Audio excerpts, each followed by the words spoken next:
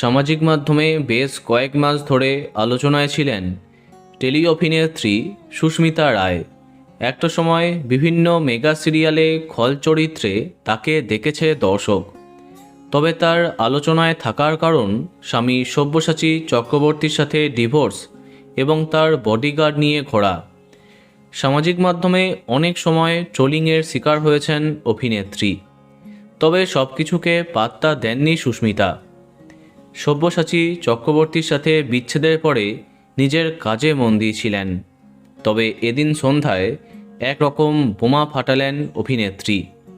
আচমকাই নিজের দ্বিতীয় বিয়ের সুখবরটা সবাইকে জানিয়ে দিলেন। গত কয়েকদিন ধরে সুস্মিতার বাড়িতে বিয়ের তোড়জোড় চলছিল।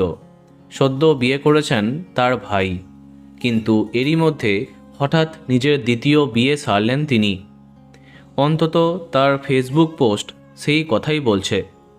সম্প্রতি একটি পোস্ট করে সুস্মিতা ক্যাপশন দিয়েছেন, মা হতে চেয়েছি বরাবরই, এই একটা ইচ্ছে মুছে যায়নি। আজ 36 বছর বয়সে এসে সত্যি কোনো ভনিতা করবার সময় নেই। নিজেকে আর মিথ্যে সান্ত্বনা দেবার শক্তি নেই।